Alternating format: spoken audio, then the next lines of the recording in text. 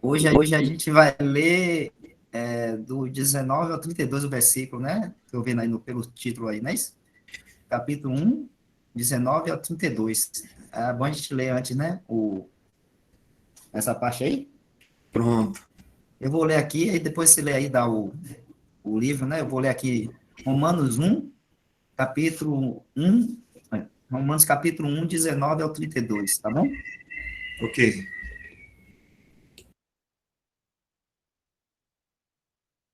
É a continuação, né?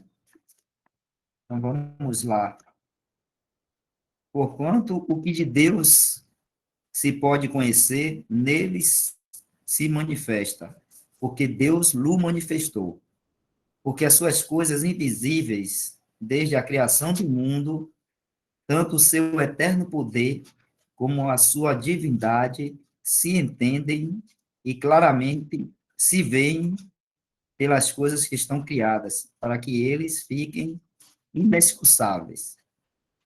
Porque, tendo conhecido a Deus, não glorificaram como Deus, nem lhe deram graças. Antes, em seus discursos se desvaneceram, e o seu coração insensato se obscureceu. Dizendo-se sábios, tornaram-se loucos, e mudaram a glória de Deus incorruptível em semelhança da imagem de homem corruptível, e de aves, e de quadrúpedes, e de répteis. Pelo que também Deus os entregou à concupiscência do seu coração, à imundícia, para desonrarem o seu corpo entre si, pois mudaram a verdade de Deus em mentira, e honraram e serviram mais a criatura do que o Criador, que é bendito eternamente. Amém. Pelo que Deus os abandonou às paixões infames, porque até as suas mulheres mudaram o uso natural, no contrário à natureza. E, semelhantemente, também os varões, deixando o uso natural da mulher, se inflamaram em sua sensualidade, uns para com os outros, varão com varão, cometendo torpeza e recebendo em si mesmos a recompensa que convinha ao seu erro. E como eles se não importaram de ter conhecimento de Deus, assim Deus os entregou a um sentimento perverso, para fazerem coisas que não convêm, estando cheios de toda iniquidade, malícia, avareza, maldade, cheios de inveja, homicídio, contenda, engano, malignidade, sendo murmuradores, detratores, aborrecedores de Deus, injuriadores, soberbos, presunçosos, inventores de males, desobedientes ao pai e à mãe, nécios, infiéis nos contratos, sem afeição natural, irreconciliáveis, sem misericórdia, os quais, conhecendo a justiça de Deus, que são dignos de morte os que tais coisas praticam, não somente as fazem, mas também consentem aos que as fazem.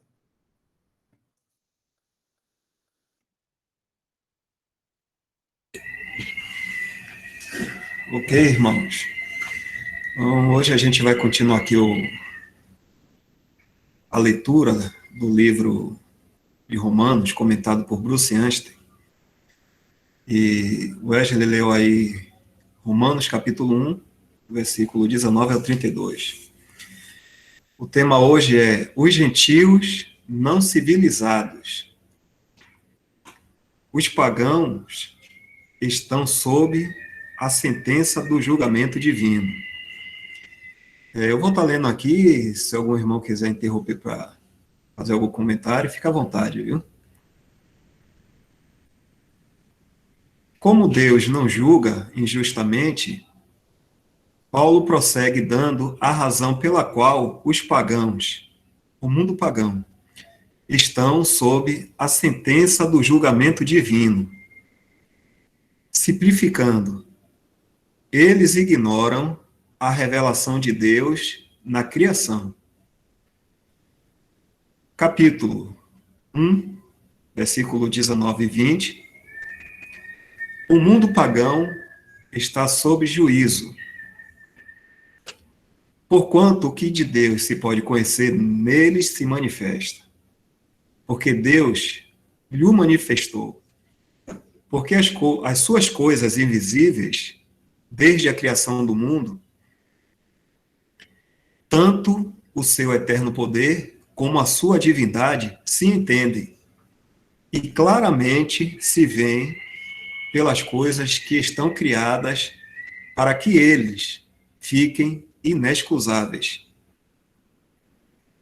O contexto aqui mostra que Paulo está se referindo àqueles que não são alcançados pelo Evangelho de Cristo e, portanto, nada sabem sobre a obra consumada de Cristo na cruz.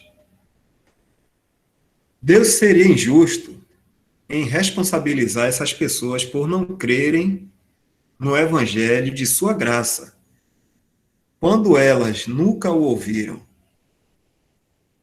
Eles estão sob juízo por uma razão diferente. Eles ignoraram a revelação que Deus lhe deu de si mesmo na criação. Algum comentário aí?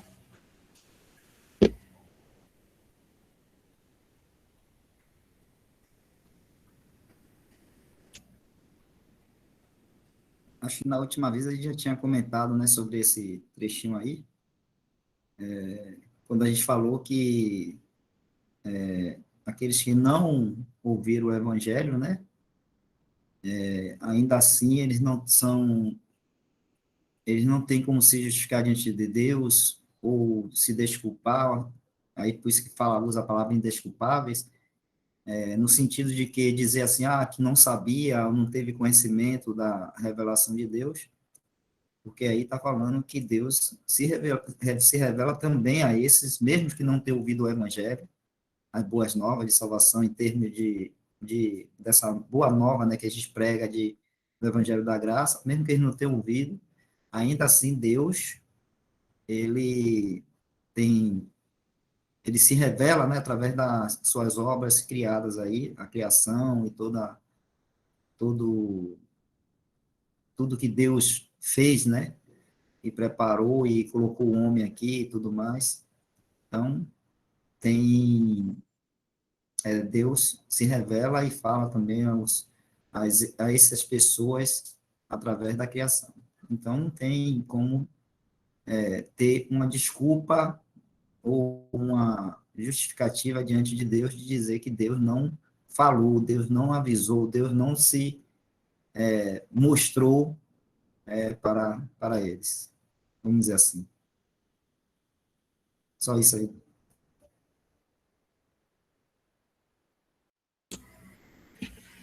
Isso é até interessante aí frisar que só quem participa da igreja, que é o corpo de Cristo, são todos os que ouvem o evangelho da salvação em Cristo e creem. Então, essa é uma família também que vai estar no céu, sendo que essa família que é a igreja, ela é chamada de noiva do Cordeiro, né, esposa, né, esposa do nosso Senhor, quando as bodas forem feitas, né, realizadas depois das bodas. E é por isso que a gente, em algum lugar, não lembro, acho que em Efésios, fala sobre cada família no céu que toma o nome de Deus, alguma coisa assim. Então, no céu vai existir muitas famílias.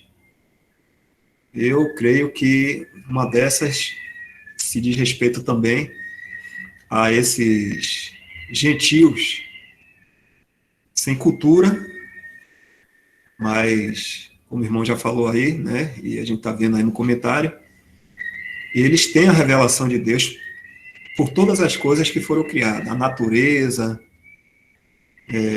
eles olham para o céu, as estrelas, o sol, a lua, então eles têm toda a revelação de Deus.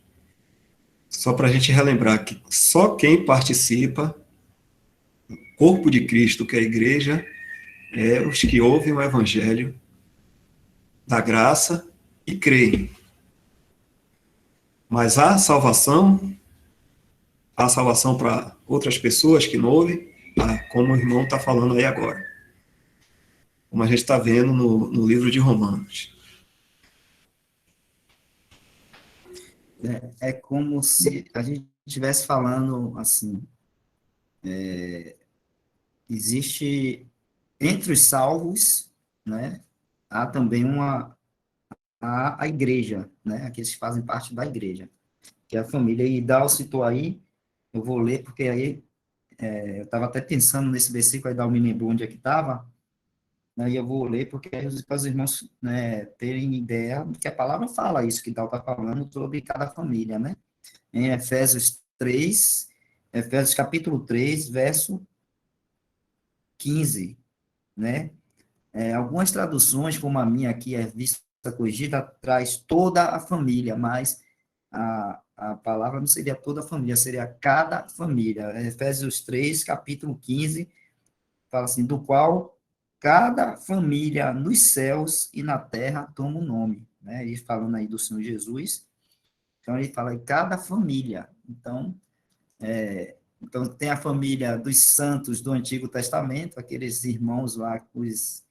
santos do Antigo Testamento, que o Senhor Jesus ainda não tinha vindo aqui, como se fez homem, né, para poder fazer essa obra de salvação e tudo mais, mas eles creram em Deus, creram no que Deus prometeu que ia prover a salvação para eles, né, através de todas aquelas figuras dos rituais ali dados a eles judaicos, né, da religião judaica, os sacrifícios e tudo mais, assim como Adão lá no início, como Deus matou o animal para cobrir, né, a nudez dele de Eva, como Abel, entendendo bem isso também, e assim crendo, também fez um sacrifício derramando sangue, né? Então, de Adão a Eva e todos esses, né, até, vamos dizer assim, o início da igreja, ele é uma família, que não é, eles não fazem parte da igreja, mas são salvos, são santos também, né? E aí a gente tem as crianças, né, que morrem antes da idade de responsabilidade, aquelas crianças todas abortadas aí por esse mundo aí pagão todo, né, que incentiva as mulheres a abortarem seus filhos e tudo mais, e aquelas pessoas que nascem com incapacidade mental, e por isso Deus assim não responsabiliza, né, os que têm problemas mentais e outras coisas mais. Então, aí, né, são pessoas que, quando morrem, elas estão salvas, né? Mas fazem parte da igreja? Não. Fazem parte lá dos santos do Antigo Testamento? Não. Mas fazem parte dos salvos, mas são uma família, são famílias diferentes, vamos dizer assim. A palavra de Deus fala assim de famílias, né, nos céus. Então, é isso aí que Dá falou, e a gente pode encontrar isso aí em Efésios 3, capítulo 15, né? Só para a gente ter a base bíblica aí, né, para nós.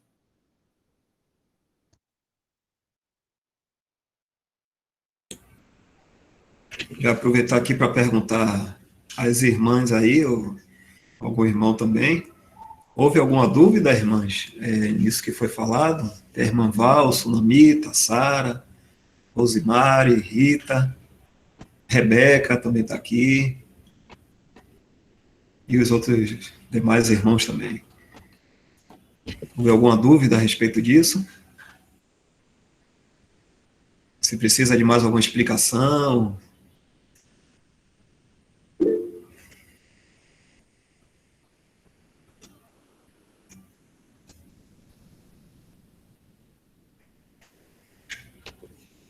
Tudo ok, Val? A irmã Val conseguiu entender isso aí?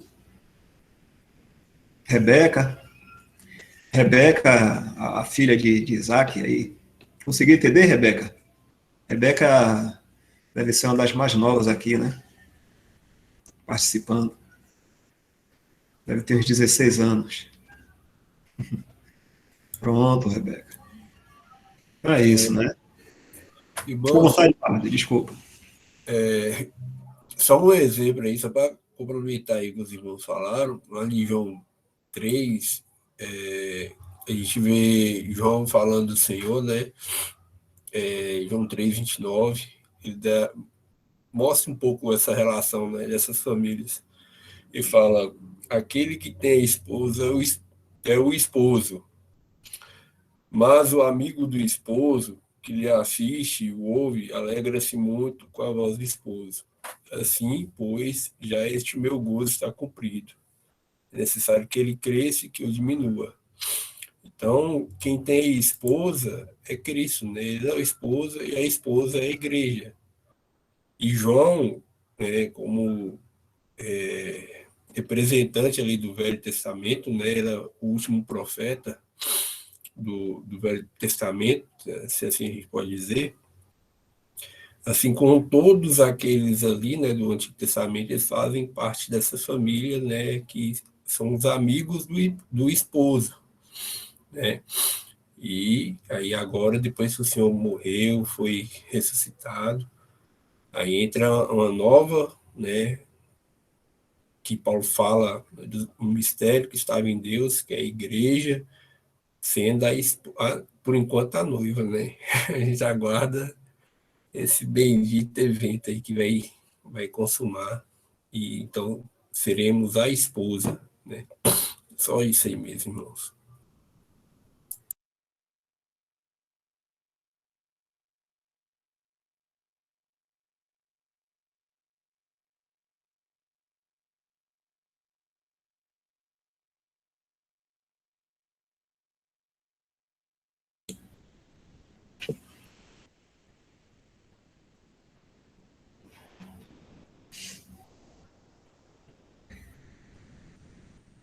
A irmã Rebeca aqui, antes da gente continuar, ela pediu, Wesley, aqui, se poderia fazer um resumo aí desse comecinho também, ou seja, falar um pouco mais, né? Ela pediu aqui, por favor, se puder fazer um resumo aí desse comecinho. Se quiser, eu posso ler de novo. Não sei se é necessário. É necessário, Wesley? O que acha? Não, porque a gente começou a ler, capítulo 1 dos 19 ao 20, né? E, na verdade, vai até o 32, o versículo 32, desculpa, é lá a parte de cima, não, né? Capítulo 1, 19 a 32, quando nessa parte aí de Romanos, vai ser falado sobre os gentios não civilizados, ou os pagãos, que não tenham, assim, uma cultura, uma educação para ter uma certa consciência das coisas de Deus, né? Aquilo que Deus colocou no nome da questão morais e tudo mais, né? Então, esses gentios aí, pagãos, esse primeiro que a gente está sendo analisados, eles tiveram, sim, luz de Deus, né, numa determinada medida, né, que é menor do que os gentios civilizados, que é menor do que a dos judeus ou do povo de Israel, que recebeu, né, a lei, os oráculos de Deus, e que é menor também do que nós recebemos, que é a igreja. Mas eles receberam, sim, luz na medida que também capacitam eles a receber, a conhecer a Deus, a reconhecer e conhecer que Deus é o Criador de todas as coisas. Existe um Deus que criou todas as coisas e criou também o homem, né? Ele fez essa criação. Então, essa primeira análise aí vai estar mostrando que esse gentio não civilizado, né, ele está sobre sentença do julgamento divino, porque eles tiveram uma revelação. Depois vai ser, no capítulo 2 vai falar do gentio civilizado, né? E depois, acho que é no 3, se não me engano, mais na frente, vai falar sobre o judeu ou o israelita, que eles receberam, esse povo de Deus aqui terreno recebeu também os oráculos de Deus, que os oráculos aí é a palavra de Deus, né? A mensagem de Deus através dos seus profetas, né? E o principal profeta deles foi Moisés, que trouxe também a lei, né? Toda a lei ali dada ao povo de Israel. Então, tem muito mais luz, muito mais revelação dada aí aos judeus. Então, há uma gradação, né? Deus vai se revelando cada vez mais, né? Ao homem. E, e aí isso aí está mostrando que para ninguém, não tem nenhum homem, né, que a gente possa imaginar assim, um índio lá na floresta, ou então um cientista, né, cheio de conhecimento e tudo mais, ou então o judeu mais religioso e tudo mais, nenhum deles, né, vai ter assim com que se desculpar, assim, ou ter o que dizer a Deus de que não soube, né, que existe um Deus, né, criador de todas as coisas, um Deus também salvador, né, porque se o homem pecou, ele também proveu a salvação, né, para o homem, para não receber a sentença do pecado, que é a morte, né? Então, agora a gente está lendo aí sobre os gentios ou pagãos, né, aqueles povos não civilizados, né? Vamos dizer assim, aquele bem bruto mesmo, né? Aquele povo mais bruto, né? Que não tem nenhum tipo de regramento moral assim, ou regramento assim, ou conhecimento das coisas de Deus um pouco mais elevado, né? Eles têm pela criação, que Deus está aí se revelando a todos os homens. Né? Não sei se eu consegui resumir aí para a Rebeca. Deu para resumir, Rebeca?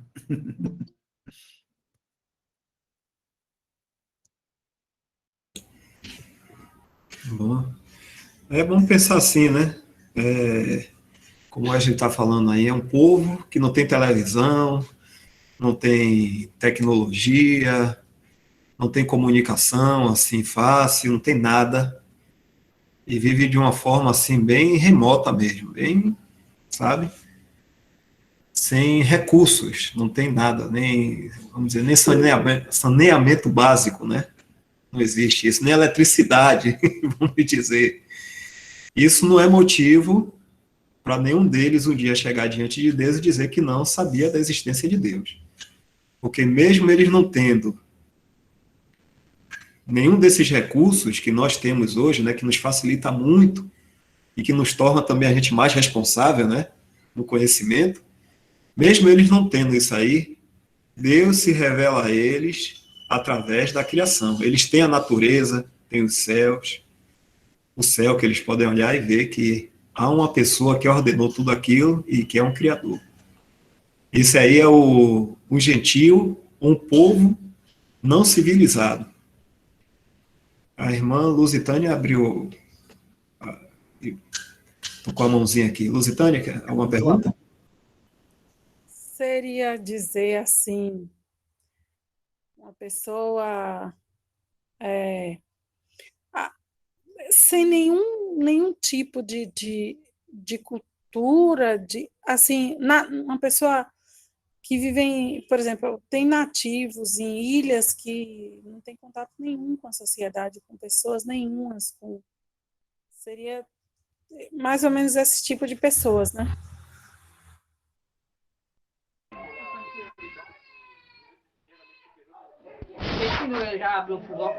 Sim, sim, irmão. É porque assim, quando Paulo escreveu aí a carta de Romanos, né? E acredita assim, até nessa época de Paulo, e existia muito mais pessoas nessa classe aí de gentios não civilizados. Aí vamos pensar que lá na época vamos dizer assim, de Abraão, né, existia mais ainda, né? Então, mas à medida que Deus foi revelando, né, e se revelando ao homem, né, e através aí essa revelação foi nunca crescendo, né, foi sempre crescendo, Deus dando mais luz, mais luz para a humanidade. Isso a gente pode até ver, né, quando fala lá em Hebreus capítulo 1, Hebreus capítulo 1, falando do povo de Israel, mas ali mostrando que ele se revelou ao povo de Israel através dos seus profetas e tudo mais, né? Através da palavra que foi dada a eles, os oráculos de Deus, mas isso ele chega num ponto de revelação máxima, que é Hebreus capítulo 1, versículo 1, quando fala assim, havendo Deus antigamente falado muitas vezes e de muitas maneiras aos pais pelos profetas, a nós falou-nos nestes últimos dias pelo Filho, né? Então você vê que Deus vem sempre, digamos assim, dando mais luz ao homem até que chegou no ápice. O ápice dessa revelação que foi o próprio Deus, na pessoa do Filho de Deus, vir a este mundo, né? E se revelando aí, né, trazendo a salvação. Então, o ápice da revelação de Deus é o próprio Filho de Deus, né, se revelando, né, vindo aqui a este mundo, e ele mesmo, né, o próprio Deus, a própria palavra, o verbo, né, como fala em 1 João, e o verbo se fez carne e habitou entre nós. Então, esse é o ápice da revelação, Jesus Cristo, né? Só que, à medida que o mundo foi, vamos dizer assim, também desenvolvendo suas tecnologias de comunicação, né, menos pagãos não civilizados, foi diminuindo esse número já de pagãos não civilizados ou de gentios não civilizados. Por quê? Porque foi desenvolvendo a comunicação, o transporte, essas coisas todas, e aí essa mensagem, né, através da palavra ou através daqueles que pregavam, foi chegando até esses não civilizados aí, e aí eles deixam de ser não civilizados para ser agora gentios, cultos, vamos dizer assim, gentios civilizados, porque de uma forma ou de outra eles tiveram contato, né, com a palavra de Deus através até mesmo da religião judaica, na época lá do Senhor Jesus Cristo mesmo, né, se a gente vê que ali, quando foi inaugurada a igreja, tinha vários judeus ou israelitas, né, que estavam lá em Jerusalém, mas eles não eram lá de Israel, eles eram de outros países. Eles eram judeus, mas eles eram nascidos, né, em outros países, mas eram judeus, né? Eles praticavam a religião e conheciam a Deus, tinham essa revelação. Então, você vê que até a própria religião judaica, vamos dizer assim, já tinha se espalhado, se expandido para algumas outras civilizações. Então, esses que tiveram contato aí com a religião judaica, no caso, eles já receberam mais luz e deixaram de ser apenas gentios não civilizados ou gentios civilizados para, né, ter um conhecimento a mais do Senhor, das coisas do Senhor, dessa revelação. Então, com o desenvolvimento do transporte, da comunicação, como nós estamos vendo hoje aqui, né? Então, praticamente esses gentios não civilizados são bem poucos hoje no mundo, né? São bolsões ou são áreas que, vamos dizer assim, não tem, como o Dal falou, não tem luz, não tem eletricidade, não tem nada, a internet não chega lá, até a TV não chega lá, porque se chegar a TV lá, está chegando a palavra de Deus, porque você vai ter aí canais ou irmãos que, né, e igrejas, denominações que têm lá as suas transmissões para pregar o evangelho e anunciar o evangelho. Mas se não tem, né, não chega nem luz, nem televisão, não chega nada, ele está lá nesses bolsões, então são muito poucos hoje em dia, vamos dizer assim, que estão nessa situação aí, né? A gente sabe que tem, mas são bem menos do que na época de Paulo, bem menos do que na época lá de Moisés, menos, né? E aí vai. Lá no início tinha muito mais, mas aí está diminuindo, diminuindo, diminuindo por causa da comunicação que melhorou muito, né?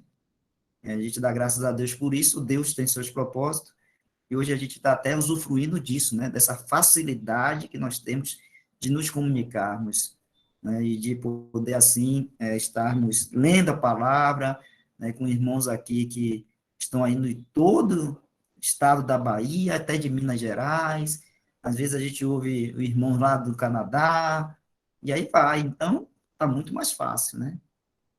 Então, esse gente não civilizado aí, hoje, diminuiu bastante, viu?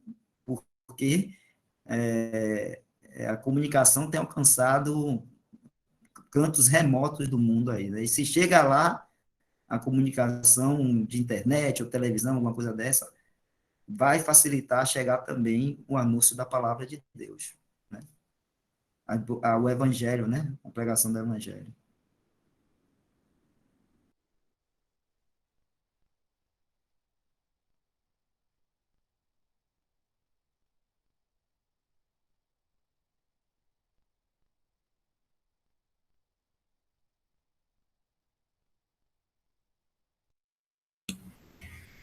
Ok. Mais alguém vai comentar alguma coisa?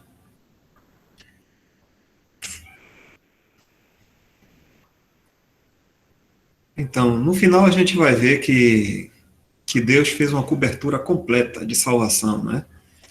Nenhum ser humano vai sair aqui desse mundo sem ter a oportunidade de ser salvo. Todos os que têm responsabilidade.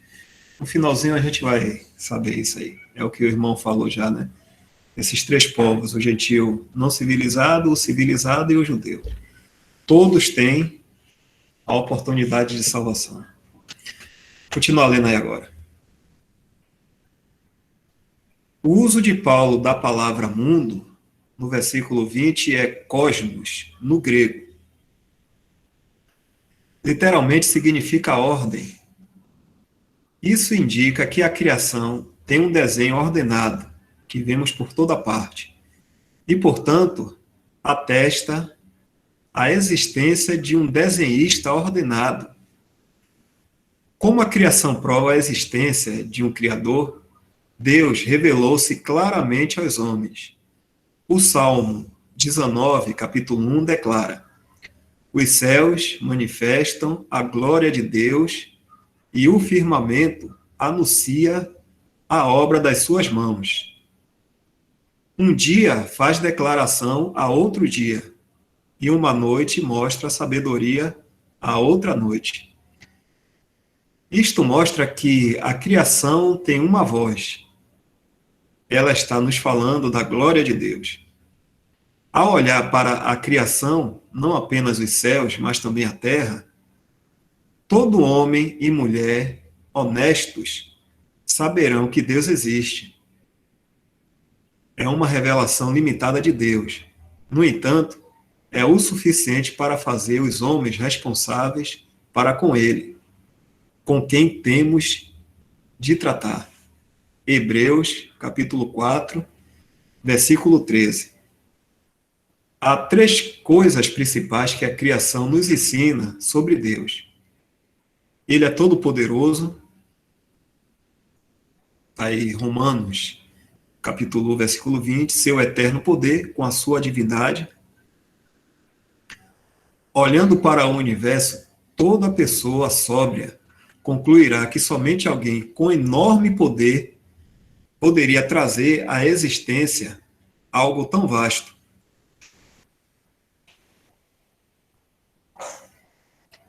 Mais um ponto. Ele é infinitamente sábio e inteligente. Salmos 147, versículos 4 e 5. Diz assim: seu entendimento é infinito. Olhando para o universo, Toda pessoa sóbria concluirá que apenas alguém com conhecimento surpreendente poderia projetar algo tão intricado e fazê-lo funcionar tão perfeitamente. Mais um ponto que nos é apresentado. Ele é bom. Atos 14, versículo 17. E, contudo, não se deixa a si mesmo sem testemunho, beneficiando-vos lá do céu, dando-vos chuvas e tempos frutíferos, enchendo de mantimento e de alegria os vossos corações. Olhando para o cuidado que Deus tem para com suas criaturas, podemos concluir corretamente que Ele é um bom Deus. Ocasionalmente, Ele permite que catástrofes naturais, fomes, doenças, etc., ocorram em lugares específicos, por razões específicas. Mas, no quadro geral, tal não é a atividade normal de Deus para com suas criaturas.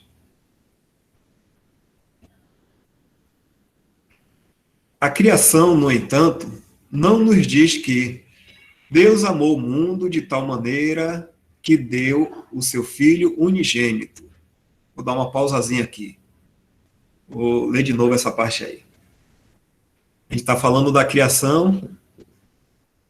Então, a natureza e os céus não está falando isso aí. Só vou fazer esse comentário aqui em cima, tá certo? Para a gente que está lendo. Vou ler de novo aqui. A criação, no entanto, não nos diz que Deus amou o mundo de tal maneira que deu seu Filho unigênito, João 3,16. O que somente é conhecido pelo Evangelho da Graça de Deus. Mas há na criação revelação de Deus o suficiente para fazer com que os homens o temam e se afastem das injustiças deles.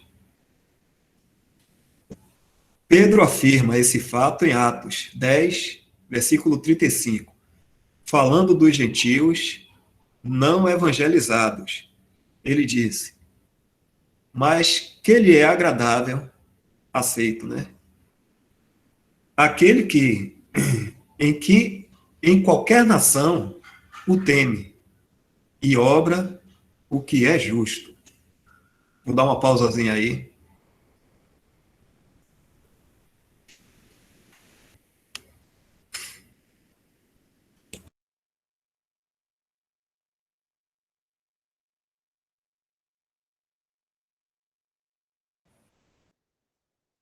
Não é interessante nessa parte aí que você leu, né, que o irmão Dal leu aí, sobre a criação revela, né, e existe um Deus bom, um Deus poderoso e um Deus justo, né?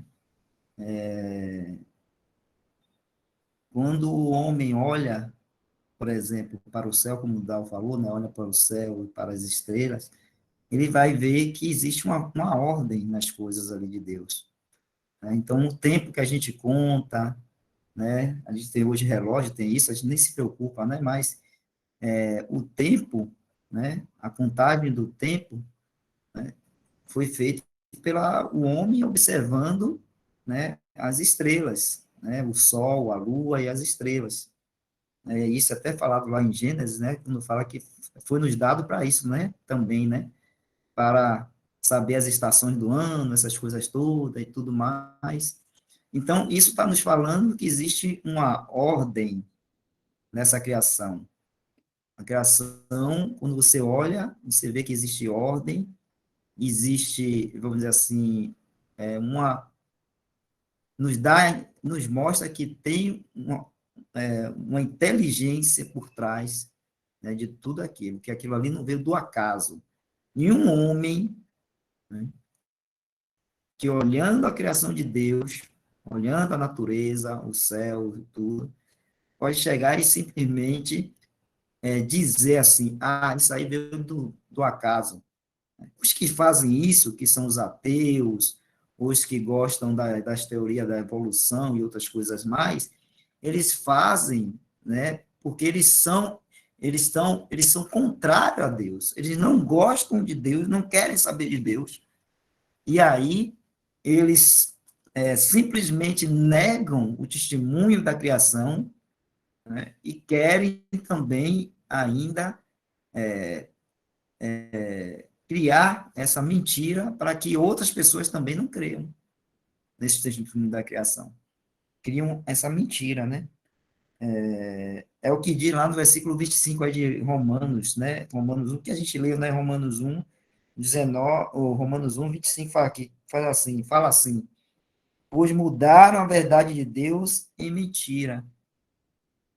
E essa é uma das formas que eles fazem de mudar a verdade de Deus. Então, a verdade de Deus na criação, que é revelada na criação, eles pegam e mudam para uma mentira. Aí vem trazendo teoria de evolução, né, e outras coisas mais, mentindo, né, transforma em mentira. Então, isso é uma coisa que a gente tem que estar, como assim, a gente está assim, bem patente aos nossos olhos quando a gente vê aí os homens querendo negar Deus, né, com essas afirmações aí, e não crendo em Deus na sua revelação através da criação. Só isso aí dá.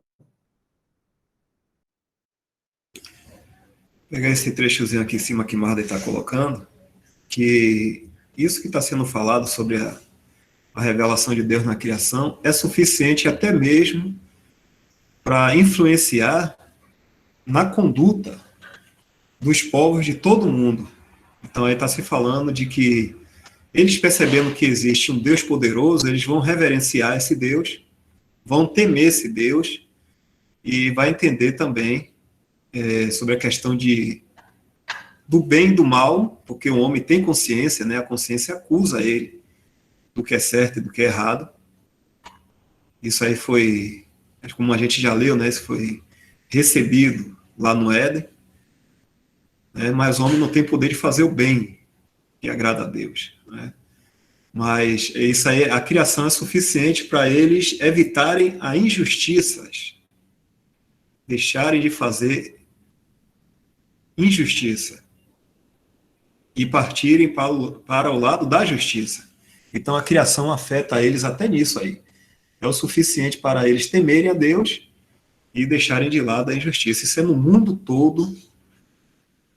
Qualquer povo, Deus se revela dessa forma e eles podem agir também na sua comunidade, na sua sociedade, por esse conhecimento de Deus, seja pelo Evangelho, seja pela criação. Como a gente está falando aqui pela criação, até isso mesmo também é o suficiente para a conduta deles, a boa conduta.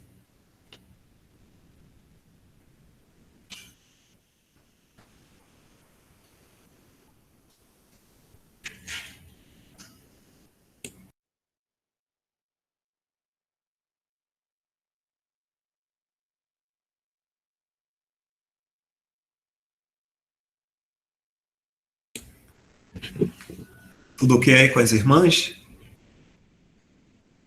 Posso continuar aqui? Então vamos lá. Assim, os homens podem e serão livrados do juízo eterno de seus pecados, se em fé eles simplesmente temerem a Deus e praticarem a justiça. Todos esses estarão seguros entre os redimidos no céu, mesmo que não tenham ouvido falar da obra consumada de Cristo na cruz. Isso não quer dizer que as pessoas possam chegar ao céu fazendo boas obras, mas que, se uma pessoa tiver verdadeira fé, sua fé se evidenciará em obras.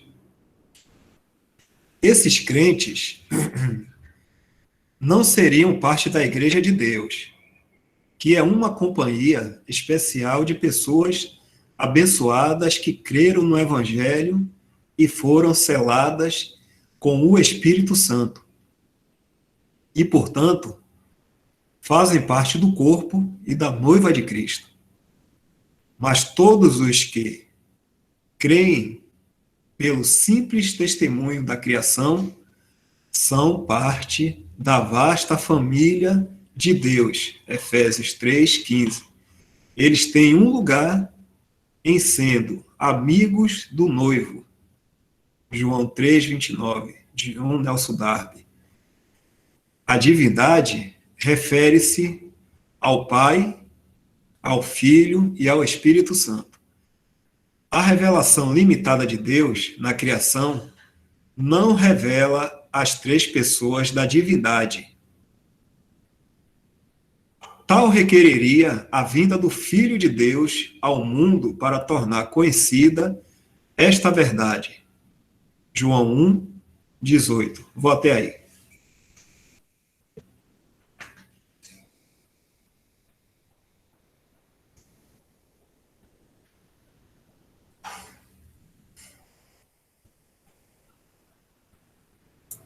Irmãos, eu vou ler esse trechinho aqui de João 1:18. Deus nunca foi visto por alguém. O Filho unigênito, que está no seio do Pai, isso revelou.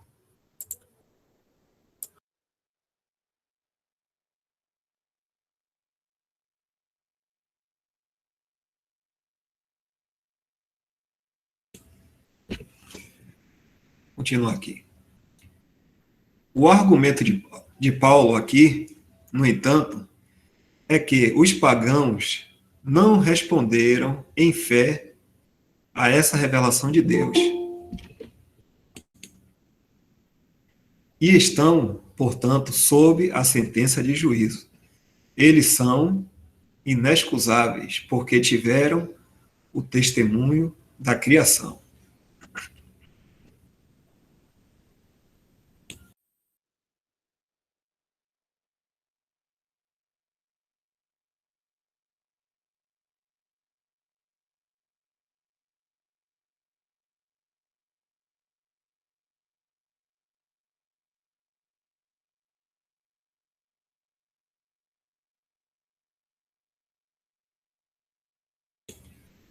Esse finalzinho que eu acabei de ler aqui mostra que tudo é por fé.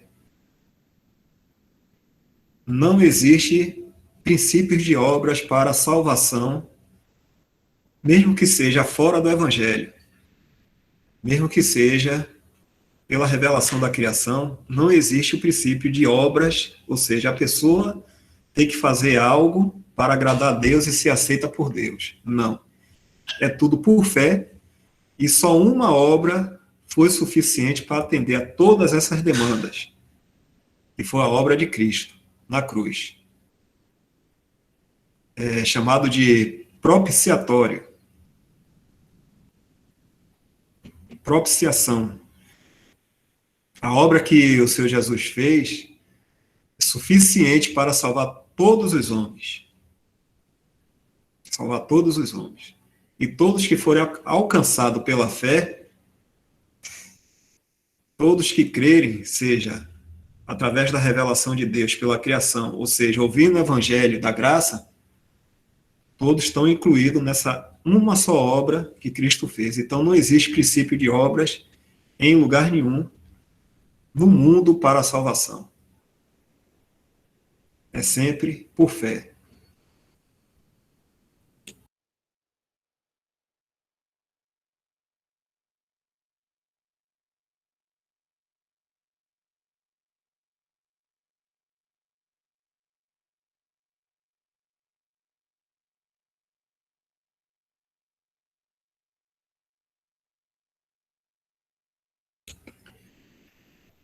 Então vamos lá, vou continuar aqui. As consequências de ignorar-se a revelação de Deus na criação. Paulo prossegue mostrando que há sérias consequências morais e espirituais que resultam quando os homens ignoram intencionalmente a revelação que Deus deu de si mesmo na criação. Ele menciona três coisas devastadoras que surgem entre os homens que deram as costas a Deus. Essas coisas explicam como os pagãos ingressaram em sua condição depravada. Vamos ver agora essas três coisas.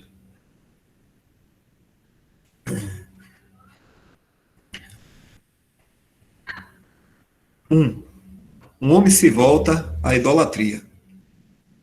O capítulo 1, o versículo 21 ao 23. Como o coração humano não pode existir em um estado de vácuo, ele deve ter um objeto. Paulo mostra que, historicamente, quando os homens deram as costas à revelação de Deus na criação, eles se voltaram para ídolos, falsos deuses, para preencher o vazio.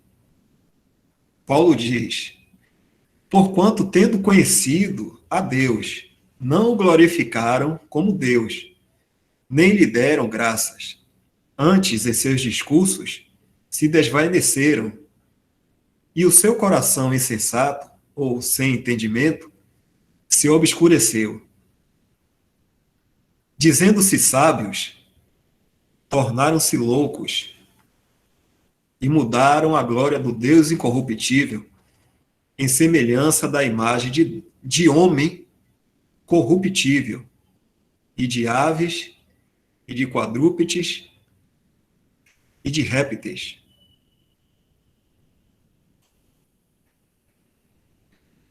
Algum comentário?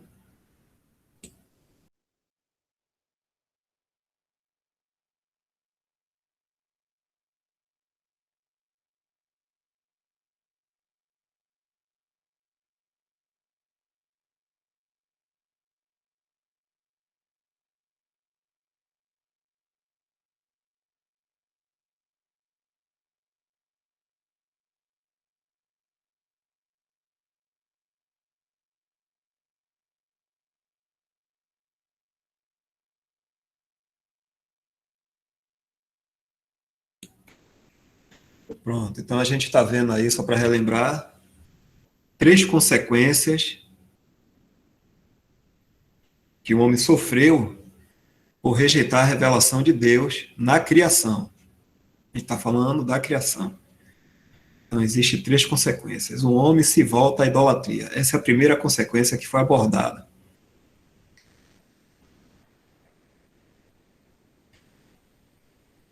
O homem deixa Deus e se volta para falsos deuses. Então, vou continuar aqui. O Dal, Oi, Wesley.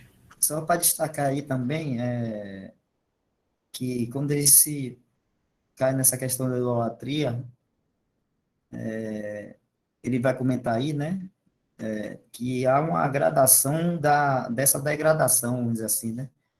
Por isso que fala ali imagem de homem, corruptível, depois de aves, de quadrúpedes, por fim a répteis. Se a gente for pensar assim, como começou a idolatria? Já começou com a imagem? Não. A idolatria, porque a gente quando fala em idolatria hoje, está muito associada na nossa mente a uma imagem, né? Uma escultura, alguma coisa assim.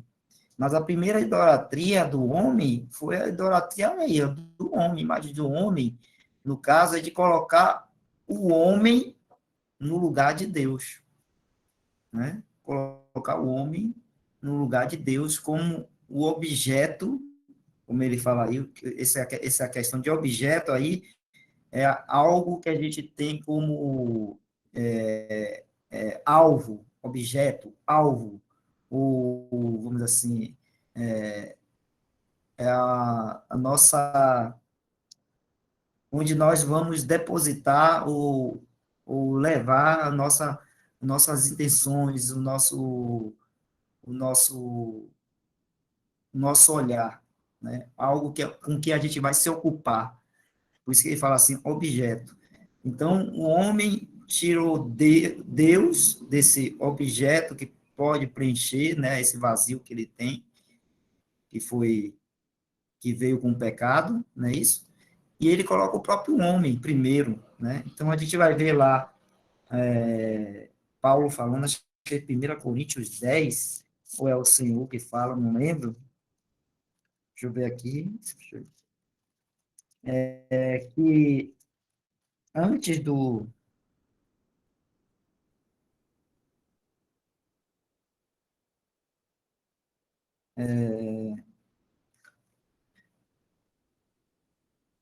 que antes do, por exemplo, do dilúvio, né, de vir o dilúvio sobre Israel, ou sobre Israel, sobre aquele povo lá, no princípio lá, né, fala lá que a iniquidade, né, a corrupção do homem tinha se degradado muito e tudo mais, e às vezes a gente fica pensando que é uma coisa assim de, de muita desordem, violência, aquela coisa toda, sem nenhuma... Mas não era bem isso aí. Era o homem, na verdade, claro, tinha todas essas coisas, morte, essas coisas, assassinato, todas as injustiças que o homem vai praticando por estar se afastando de Deus, né, por ter pecado, mas a gente vai ver que eles comiam, casavam-se, davam-se em casamento, né, e isso a palavra de Deus fala que é idolatria. Eles estavam vivendo de forma idólatra, ou seja, o que estava sendo o objeto de vida dele, o foco da vida deles, né, era eles mesmos, o próprio homem, e não Deus. Então, eles só se ocupavam com eles mesmos, né, só se ocupavam com eles mesmos. Então, a primeira idolatria que, né, vamos dizer assim, que o homem fez, eles ficar se ocupando com ele mesmo. Pode não ter uma imagem do homem, mas é o homem se colocando como principal objeto da vida dele para ele estar buscando uma satisfação, um engrandecimento, alguma outra coisa. Por isso que a palavra de Deus diz que quando eles comiam, bebiam e davam-se casamento, eles estavam sendo idólatras. Eles estavam fazendo isso tirando Deus de cena, sem querer saber de Deus. Aquilo ali é que estava ocupando o vazio deles, quando, na verdade, o que tem que ocupar o vazio que existe no coração do homem, no homem, em nós, causado pelo pecado, é Deus. Quem ocupa esse vazio, e nós sabemos hoje, né, é o próprio Senhor Jesus Cristo. Quando a gente, né, traz ele para o nosso coração, para nossas vidas, então, aí sim, nós estamos ocupando a nossa vida com Cristo, e não conosco mesmo. Então, aí, a gente está deixando de ser idólatras, que é essa primeira idolatria aí, né, que é do homem, né, do homem. E claro que daí, depois do dilúvio e tudo mais, aí o homem começou, além de tirar, não se ocupar com Deus e tirar Deus de cena completamente, eles ainda pensaram assim, vou criar uma imagem aqui, essa imagem vai ser o meu Deus. E a primeira imagem que eles vão criar é do próprio homem, né? A gente vai ver que eles começaram a colocar os líderes deles lá, né, como sendo vamos dizer assim, o Deus deles. Logo depois do dilúvio, e que Noé começou, né, os filhos de Noé começou a multiplicar, espalhar, quem foi o primeiro ali que tomou esse lugar, né? Foi aquele, se não me engano, é Nimrod o nome dele, né? Nimrod. Então, fala assim que Nimrod era poderoso entre os homens ali. Então, ele quis tomar a preeminência entre aquele povo ali, né? E eles, né, aceitaram aquilo ali e receberam aquilo ali. Então, colocando um homem, né, no lugar de Deus, porque Deus não colocou aquele Nimrod ali para ser vamos dizer assim, a autoridade, e até desobedecendo o que Deus mandou, que era se espalhar pela terra, e ele fazendo o contrário que Deus mandou, dizendo que era para todo mundo ficar ali junto, naquele local ali que era bom, e construir uma torre, que foi a Torre de Babel, né? Construir uma torre e se elevar até os céus, ou seja, querendo se fazer mais do que Deus, né? Às vezes a gente entende assim, eles construíram uma torre, estavam construindo uma torre bem alta para chegar lá. Não, não é isso. Quando a palavra de Deus está falando construir uma torre para ser levado, né, aos céus ali, é que eles querendo se fazer mais proeminente, mais, vamos dizer assim, ter a preeminência mais do que o próprio Deus. O homem querendo ter uma preeminência, uma posição maior do que Deus. Então, isso é o quê? Idolatrando, né, o homem, ou seja, imagem de homem, como fala aí, corruptível, né? Imagem de homem corruptível. Quando fala de imagem de homem corruptível é porque nós morremos, né? Todos nós morremos. Morre e aí o corpo se desfaz, volta para o pó lá da terra. Por isso que fala em imagem de homem corruptível. Então, é isso aí. A gente tem que estar atento nisso aí também, né? E a gente vê que aí a degradação vai ficando cada vez mais baixa, porque fala de homem, depois de aves, que ainda estão no céu ali, né? Depois de quadrúpedes, que são animais que andam na terra, e depois de répteis, que são animais que rastejam na terra. Então, de coisas mais elevadas até as coisas que estão rastejando na terra. Tudo isso aí está nos falando espiritualmente de uma degradação espiritual, no caso, né? Se afastando mais das coisas de Deus, dos céus, e ficando cada vez mais baixo nas coisas que são da terra, que foi amaldiçoada, né, que é aquilo que é do homem, que não é de Deus, né?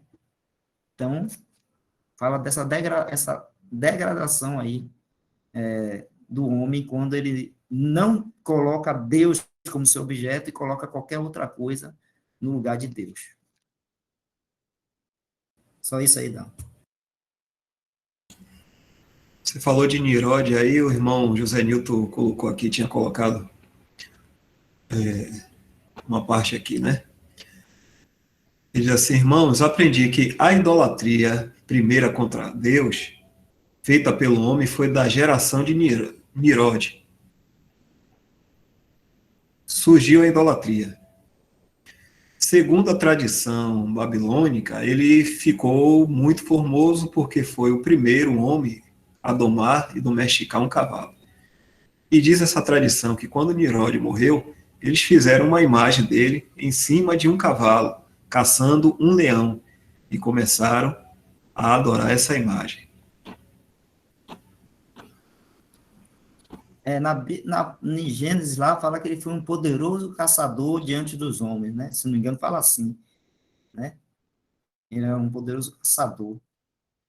E ele quem, vamos dizer assim, liderou aí para que os homens ficassem ali naquele local e não se espalhassem pela terra como Deus tinha ordenado, né? Se espalhem por toda a terra. E ele, contrário a Deus, quis que ficassem todos juntos ali e construir a torre, né? Vamos dizer assim.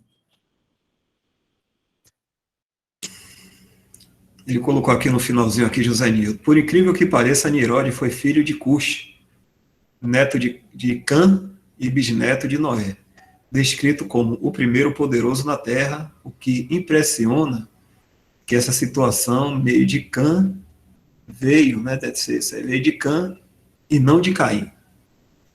Botou aqui, veio de Cã. E Marder também colocou aqui o versículo, né? Vou citar até o versículo que o Wesley também falou, em Lucas 17. Marder citou aqui o versículo em Gênesis.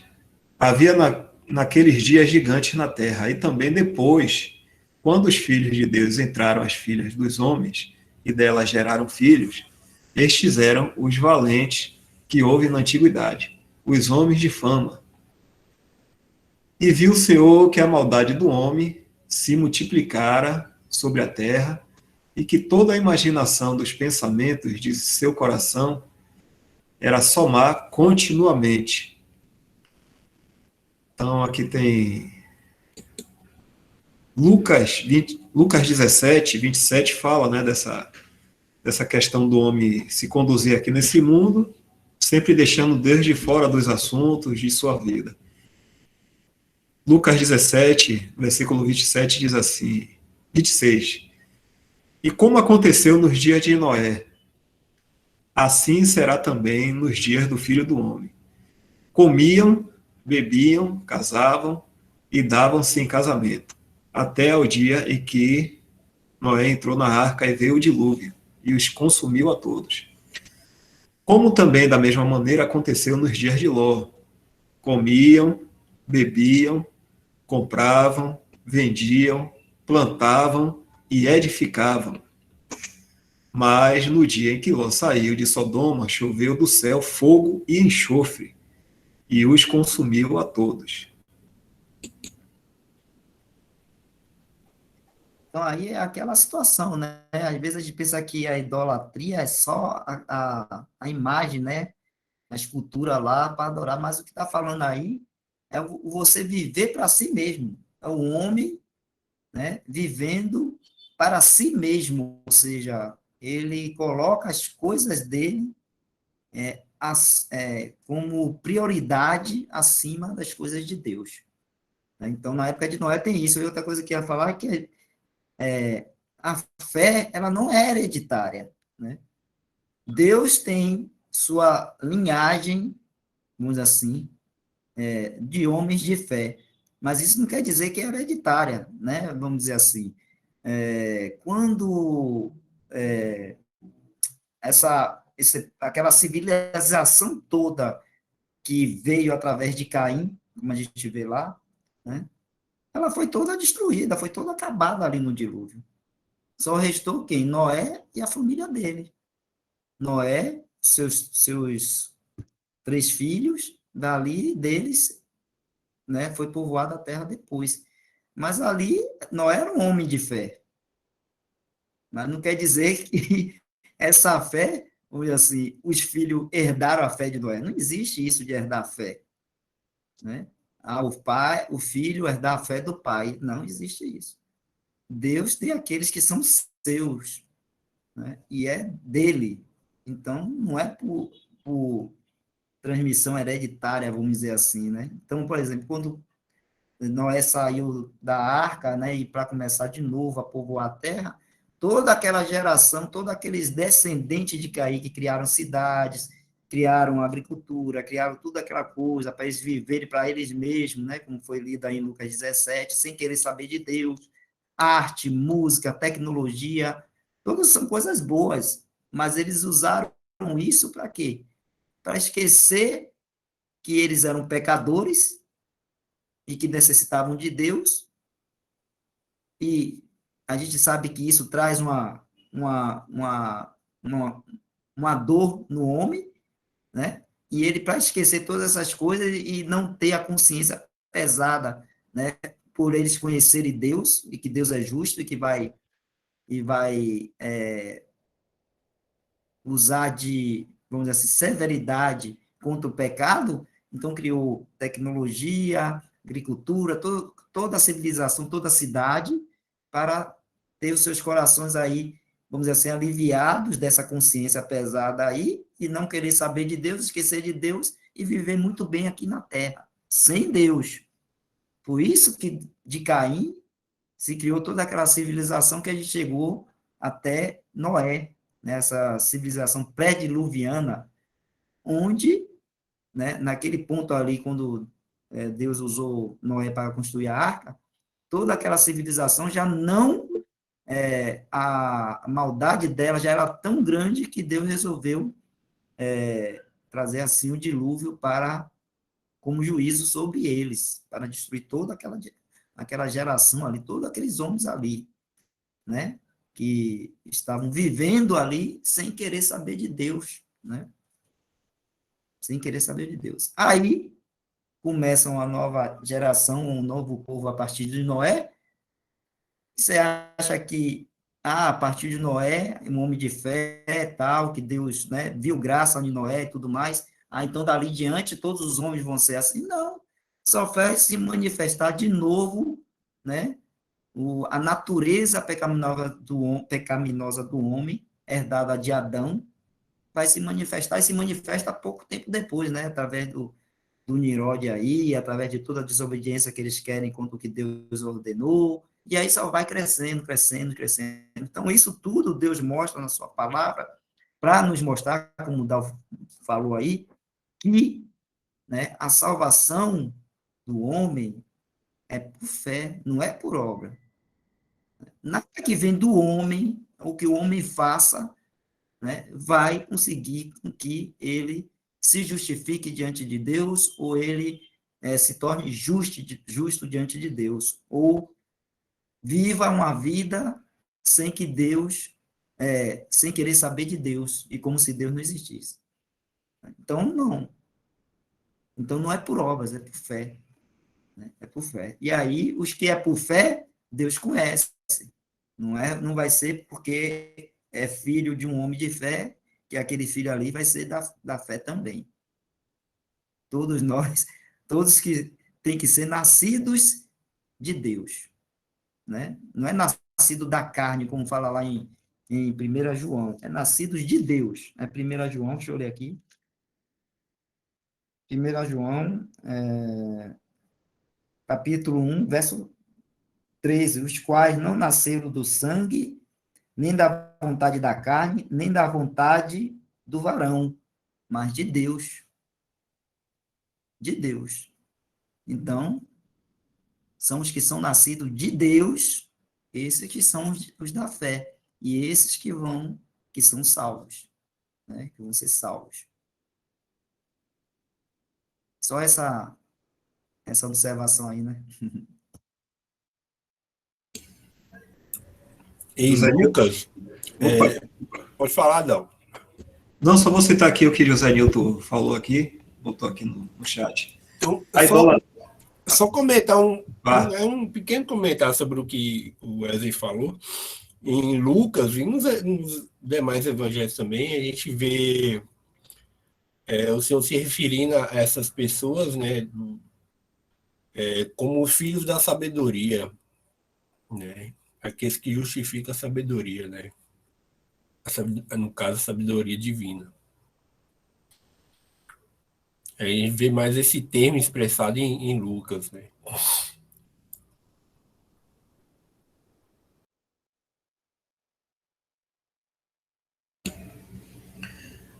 José Nilton botou aqui: a idolatria se manifesta quando o homem se apaixona pelas coisas próprias de suas mãos. Ou seja, ele passa a ficar cego para Deus. Por exemplo, amar suas ações e dizer que adora aquilo. Isso não é ídolo. Eu creio que ele está falando assim, isso ainda não é o ídolo, mas é cegueira, paixão e adoração pelas suas coisas, em outras palavras, negando a Deus. Isso, ele começa assim, com paixões, depois começa a idolatrar. Colocou aqui também, o verdadeiro cristão não acolhe idolatria, seja material, seja no coração. Colocou aqui.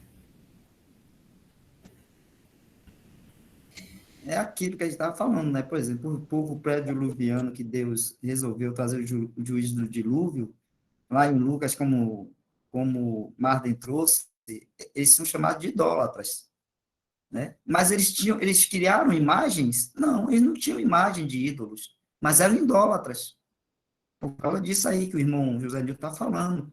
Aquelas coisas dele, do coração deles, as vontades deles estavam acima de Deus. Eles tiravam Deus da vida dele e colocavam eles mesmos, suas próprias vontades, suas próprias necessidades, seus próprios desejos dos seus corações, né? Sua vida ali que eles fizeram confortáveis, né? Com toda a construção das cidades e tudo mais, e tira Deus né? Deixa Deus de fora. Então, isso aí é chamado de idolatria. Não tem ídolo, mas é uma idolatria. A palavra de Deus chama de idolatria, né? Depois, como a coisa vai degradando, né? E isso não foi antes do dilúvio, foi depois do dilúvio, né? Já com a geração depois que veio com Noé e tudo, aí eles começam, além de serem idólatras no coração, como fala aí, né? Por causa dessa cegueira e tudo mais, eles também começam a criar ídolos para adorar. Então, a coisa fica mais, vai degradando mais, né? Vai ficando menos espiritual menos elevada, vamos dizer assim, das coisas de Deus, para umas coisas mais materiais, físicas, terrenas e degradadas.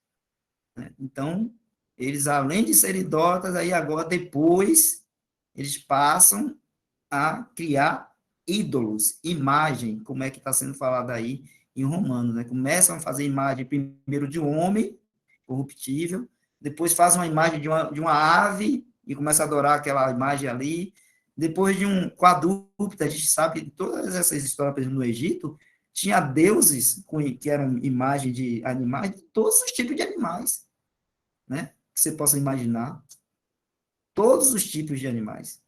E, por fim, os répteis, né?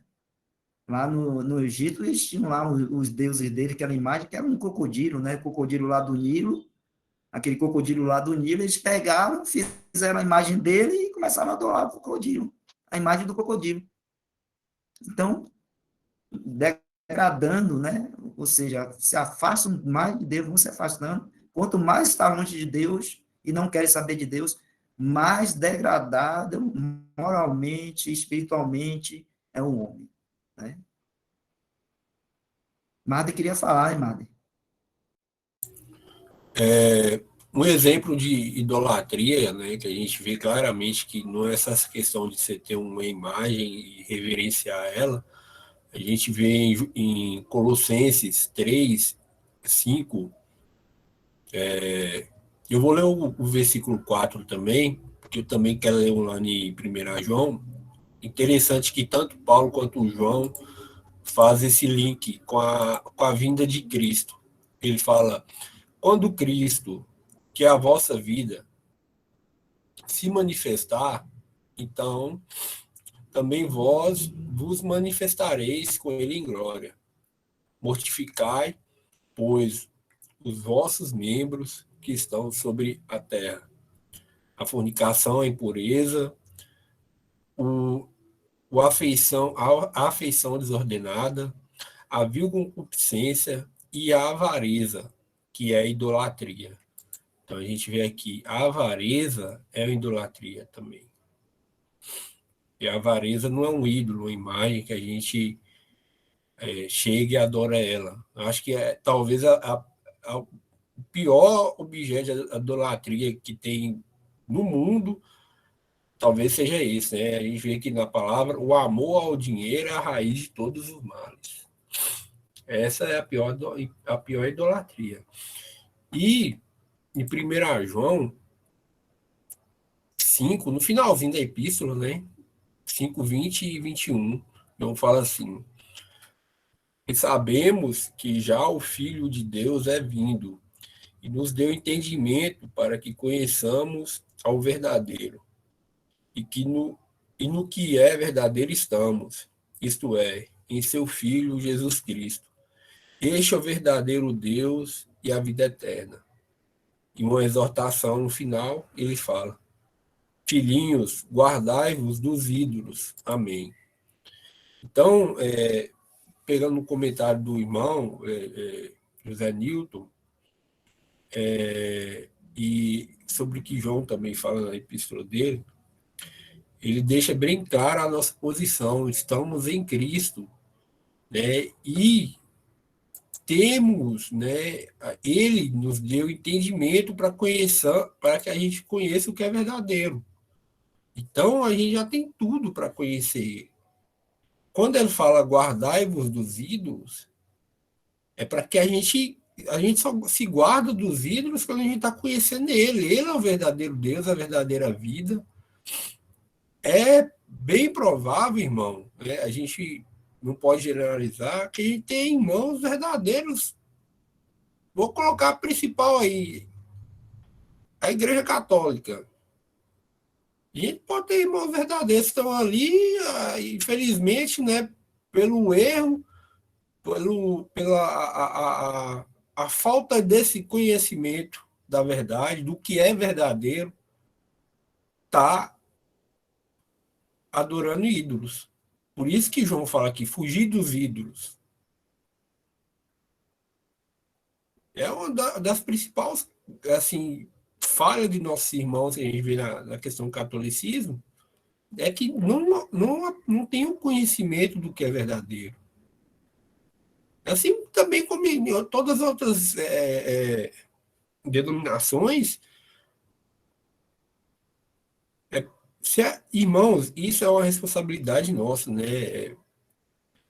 Conhecer o Senhor, esse passo, isso é responsabilidade nossa. Ele já deu a gente essa capacidade para conhecer.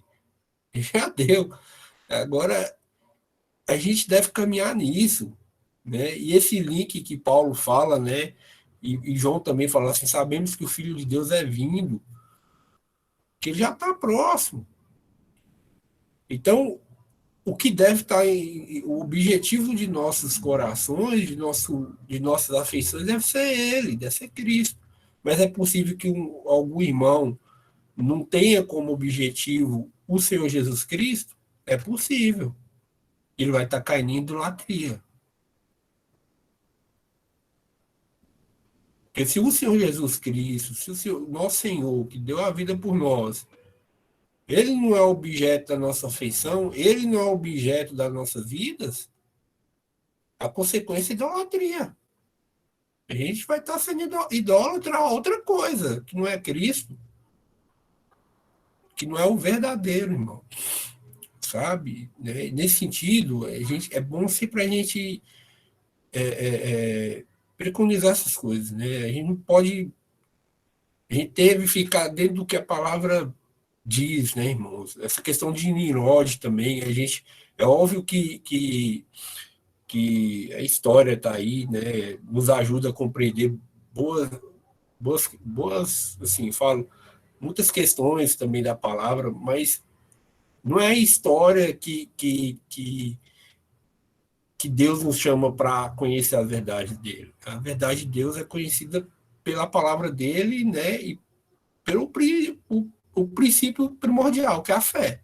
A gente vê a palavra, a gente crê na palavra. Quando a gente se aprofunda muito na questão de história, né? Pode ser que a gente seja levado a acreditar em coisas que os homens estabelecem, que os homens pegam ali uma coisa ali e assumem aquilo como verdade, por exemplo. Eles acham um dente de um animal e falam que aquilo ali era um ser humano que estava evoluindo e não sei o quê, e pelo um dente que eles acham, eles fazem uma caricatura, fazem uma estátua de uma aberração lá e falam que a gente veio daquilo, sabe?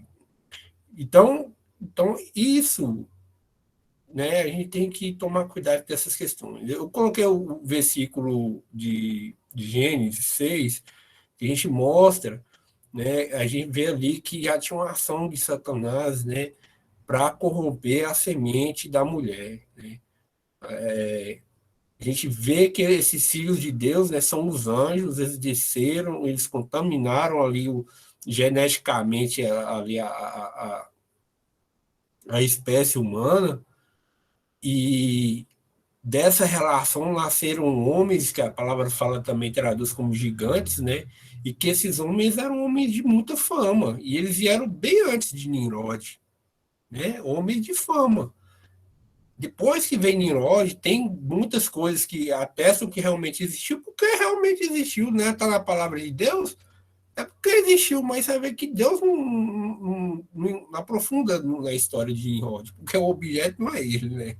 O objeto da palavra é o Senhor, né, irmãos?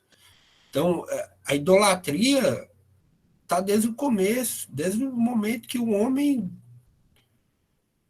caiu. Desde aquele momento que Eva pensou, você como Deus, o que ela fez? Ela excluiu Deus. Ela se idolatrou nela, ela pensou nela. Ela disse, isso aí, desde o começo ali. Aí a gente já vê a queda como que foi feia, né? A gente vê Adão, Caim também, desobediência, viu que estava nu, fez ali as obras dele para tentar tampar a nudez dele, não adiantou de nada. teve que correr, fugir da presença de Deus, até que o momento que Deus vai até. Deus é sempre Deus indo atrás. E buscando Adão, é sempre Deus indo atrás e buscando Adão. Aí Deus pergunta e Adão aponta primeiro para Deus, ó, foi a mulher que você me deu. Joga a culpa de Deus. Foi a mulher que você me deu. Foi ela que fez que eu caísse. A gente só vê como o pecado é sutil, né, irmãos? E mesmo assim, hoje a gente tem esse conhecimento das coisas do Senhor. E se, que eu estou falando, né, a gente lá em 1 se a gente não mantém nosso coração, não se humilha ao Senhor, não mortifica nossos membros, como está lá em Colossenses, né? A consequência não vai ser diferente, não, irmãos. A gente vai caminhar para essa mesma vertente aí. Desculpa, irmãos. A gente vai caminhar para essa mesma vertente, né? A vertente da idolatria, de olhar para nós mesmos, de suprir nosso ego. Então, a idolatria é muito além do que uma mera imagem de algo que a gente pode ver e sentir e pegar. Idolatria é algo que está no coração da carne natural, que se a gente não julgar, ela manifesta mesmo, irmãos.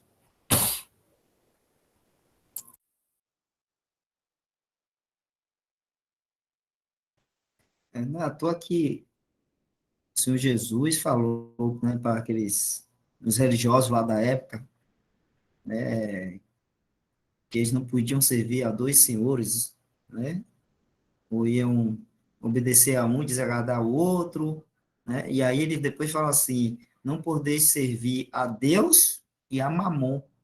Mamon era o deus lá dos pagãos, o deus do dinheiro, né, das riquezas e tudo mais. A gente fala hoje dinheiro, né, mas tende a ser a riqueza, né? Então, depois a gente vê também, a gente entende até porque o Senhor Jesus, ele foi muito, ele irou-se, né? Aí a ira santa do Senhor Jesus, e que Paulo fala lá, acho que é em Efésios, para nós também termos essa mesma ira santa, né? Irai-vos e não pequeis, fala assim, né? Não se impõe o sol sobre vossa ira. Essa ira que o Senhor Jesus teve lá no início lá do seu ministério, quando ele chega no templo, o templo que é a casa de Deus ali, né, naquela dispensação, a casa de Deus, ele encontra o que os vendedores fazendo comércio, negociando ali na casa de Deus. Ele pega e expulsa. Aí no final do ministério dele, essa ira santa, essa contrariedade, né, contra o pecado, contra o mal, do Senhor Jesus não diminui. No final do ministério dele, ele encontra de novo esses mesmos mercadores, tal, fazendo as mesmas coisas lá na casa dele. Ele faz do mesmo jeito, pega, expulsa. Então, não se põe o sol sobre a vossa ira, é isso. A gente não pode esmaecer a nossa contrariedade, a nossa indignação contra o pecado. Né? Às vezes a nossa tendência é a gente está indignado com um determinado pecado, aí como passar com o tempo, aí vai se acostumando, né? Aí vai se acostumando com aquilo, passou mais um tempo, daqui a pouco a gente não está mais indignado com aquelas coisas. A gente não está mais, né? Não fica mais indignado com aquilo. E não é isso que a palavra de Deus fala. Fala para não se pôr o sol sobre a vossa ira. Então, é nessa questão da indignação contra o pecado, contra o mal. Assim como Jesus, ele irou-se contra o pecado ali, naquele momento, e o sol não se pôs. Foi no início do ministério dele, foi no final. Mas o que eu estou querendo dizer com isso? Que a ira dele era contra qual pecado ali? Contra esse pecado aí que o irmão Marden trouxe, que é o da avareza, que é a idolatria. E qual é o maior pecado hoje, vamos dizer assim, da Igreja Católica e das igrejas evangélicas e protestantes hoje em dia? Se não é aqueles ídolos ali simplesmente, não. É a idolatria ao Deus Mamon, né? Porque o mundo hoje, eles adoram o Deus Mamon. dinheiro. E a igreja, ela tinha que estar, a igreja não é santa, ela tem que estar separada desse mal, apartada desse mal. Santidade. Então, o mundo, ele adora o Deus Mamon. Você vê que guerras, disputas políticas, disputa por poder, está tudo gerando em torno disso, de economia. Todas as guerras que você vê aí no mundo, você vai ver que por trás está a questão econômica, a questão da riqueza, do poder, né? Então, a avareza do homem ali, querer ter poder, ter as coisas. Então, você vai ver tudo isso. Isso é o mundo, né?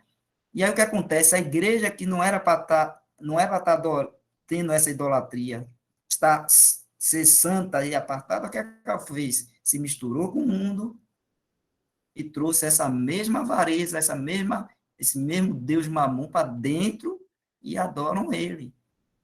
Onde é que está a imagem dele? Você vê a imagem dele lá nas denominações? Não vê. Você vê na igreja? Não vê essas imagens. Por quê?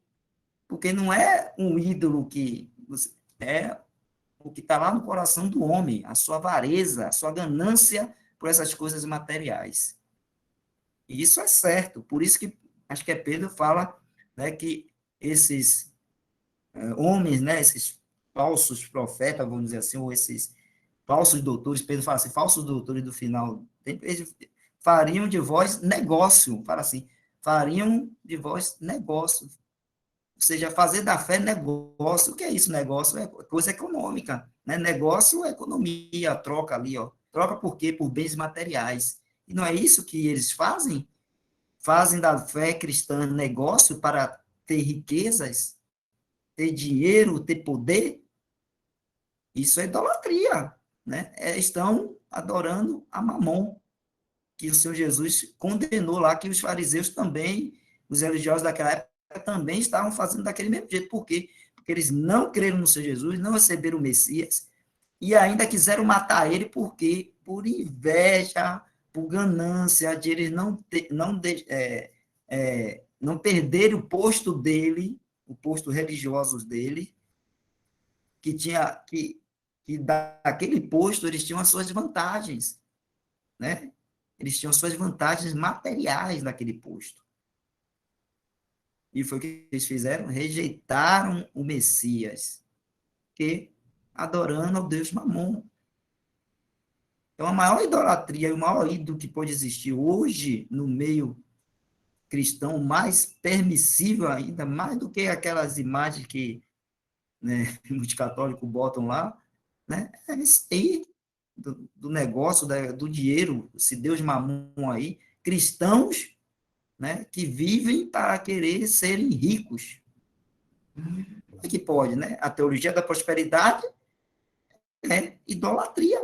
Essa teologia chamada teologia da prosperidade é idolatria. Idolatria a quem? Está adorando quem? Mamon. Está adorando Mamon, o Deus do dinheiro, o Deus da riqueza. Porque o que a palavra de Deus nos ensina agora para nós, a igreja, é que a gente deve se contentar com aquilo que Deus nos dá. Se Deus nos dá pouco, a gente se contenta com aquele pouco ali.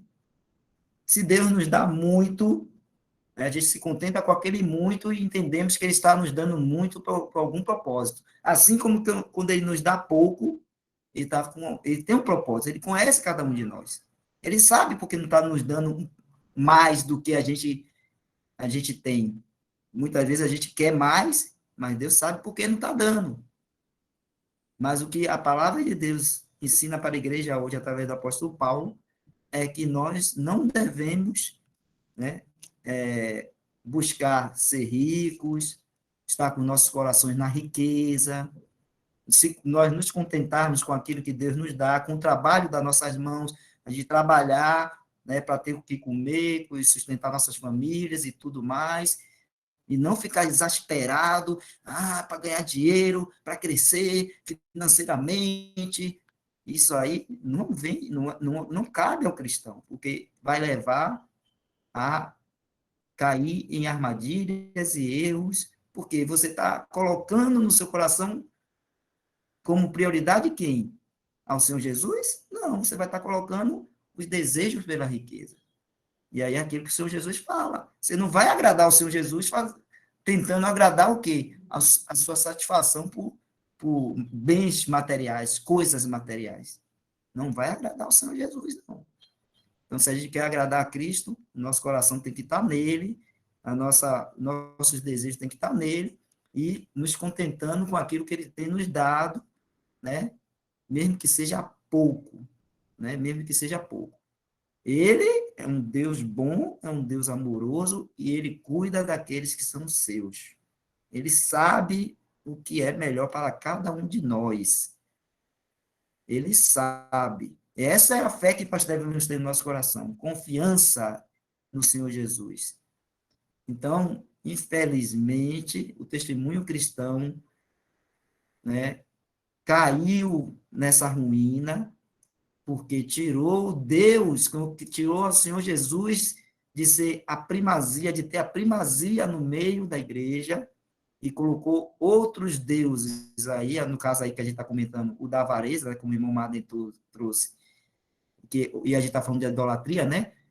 O Deus da riqueza, o Deus das coisas materiais, das coisas deste mundo, das coisas terrenas, né? Infelizmente, caiu nisso aí. Esse testemunho cristão foi arruinado por isso aí. Só isso, irmãos.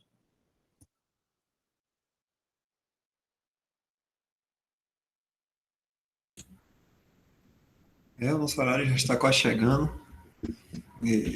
8h54, né? E esse assunto aí da idolatria e do ídolo, um assunto muito interessante, foi muito bom, porque tem essa divisão, né? Uma coisa é a idolatria, outra coisa são os ídolos, né? E como os irmãos estão falando aí, a gente deve tomar cuidado realmente, porque esse chamado teologia da prosperidade realmente desperta a cobiça para a riqueza. E nós somos fracos, viu? Porque a gente tem necessidade. Nós temos necessidade. E uma coisa que posso falar, e serve para mim, que a gente deve, isso está em Timóteo, né? Fugir dessas coisas. Sabe? A gente deve temer realmente, ter medo,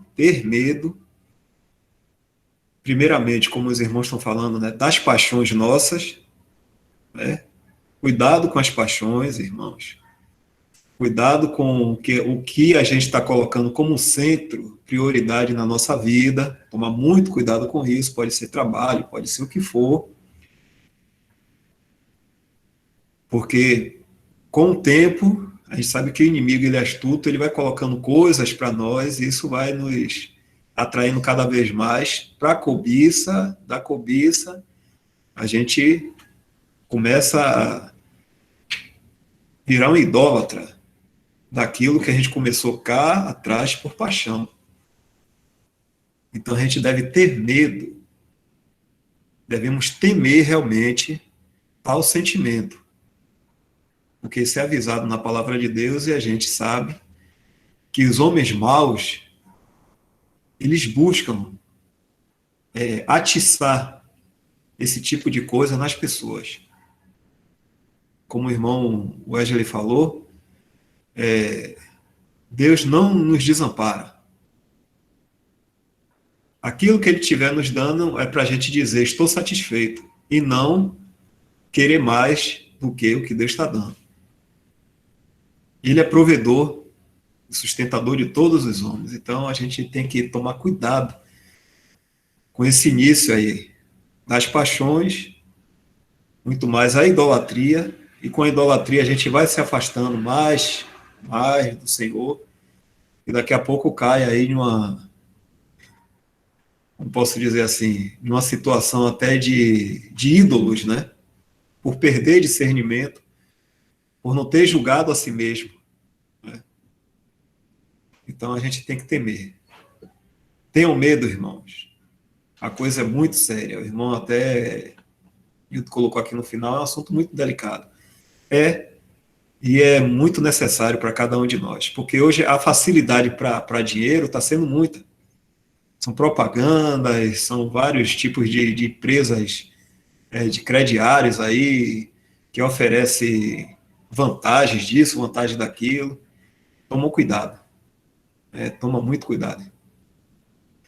Eu não sei se os irmãos acham por bem encerrar aqui, ou terminar aí, eu não sei, mas não sei também se algum irmão vai querer completar mais alguma coisa aí na fala.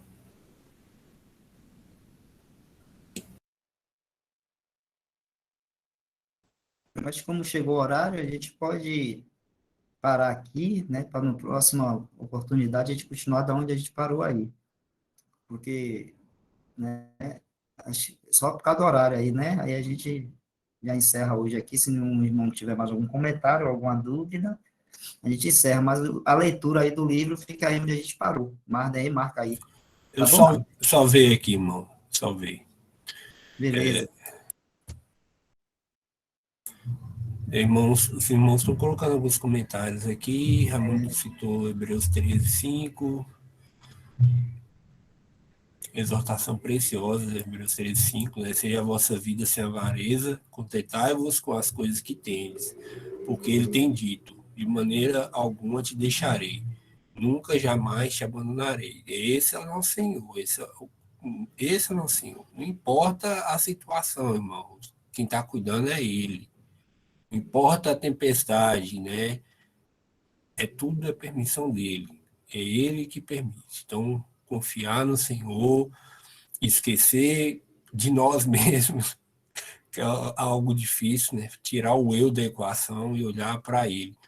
Estou pensando nisso aí que os irmãos estão falando, e eu fui no grupo aqui do Zap aqui, eu não sei se foi o irmão Norma Belry que fez esse comentário, mas é algo assim bem rápido, se os irmãos puderem ler.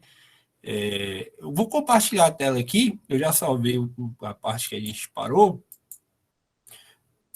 que é uma exortação, algo, né, maravilhoso para a gente trazer, né, conhecer. Se os irmãos puderem ver aí, tá compartilhando a tela para vocês. Eu só não sei se vai ficar grande a letra, porque é a imagem do Zap, não tem como eu aumentar ela.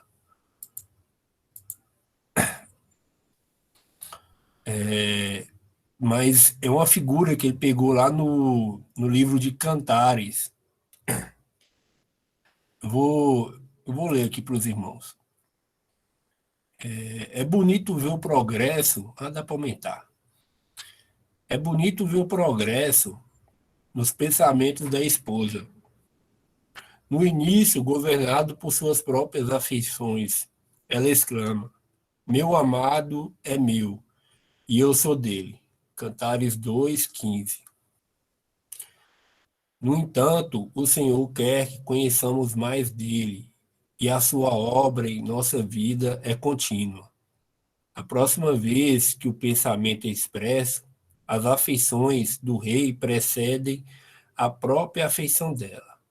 Eu sou do meu amado, e o meu amado é meu. Cantares 6:3. Finalmente, com o seu coração cheio do amor de seu amado para com ela, não há expressão para seu próprio afeto. É tudo Cristo. Eu sou do meu amado e ele me tem afeição. E essa é a nossa carreira, né, irmãos? A gente começa com algumas afeições próprias, e a gente vai seguindo esse conhecimento, e a gente vai entendendo que a gente não é nada, né? Igual a gente está vendo aqui. É simples, né, irmão? É simples. A gente vê como que o homem caiu na idolatria, a gente vê como que o erro é grande e as pessoas não percebem. Mas a gente estava nesse erro também, irmãos. A gente também não percebia. E o Senhor nos salvou e Ele vem a cada dia nos limpando e nos mostrando mais dele, até o ponto que a gente vai excluir totalmente a gente dessa equação, né? Que a gente possa correr em direção a esse alvo, né? Eu sou do meu amado e ele me tem afeição. Não tem mais afeição própria. Só ele é o suficiente. É isso, irmãos.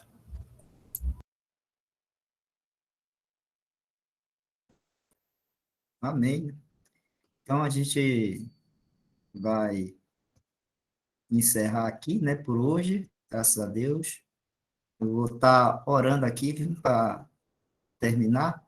Se mais nenhum irmão tem algum comentário, nada a falar, então posso orar, né?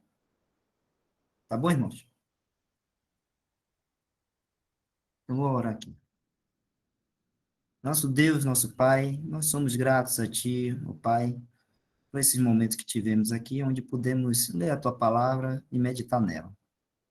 Ó Deus, Tu és um Deus bom e maravilhoso, e tem nos sustentado e provido tudo o que é necessário para a nossa vida aqui neste mundo, neste deserto, onde não encontramos nenhum alimento para a nossa vida neste mundo. Encontramos em Ti, ó Deus e Pai, no Teu Filho, o Senhor Jesus Cristo, o verdadeiro pão que vem do céu, o alimento para nós. E assim, Pai, nós agradecemos a Ti por isso.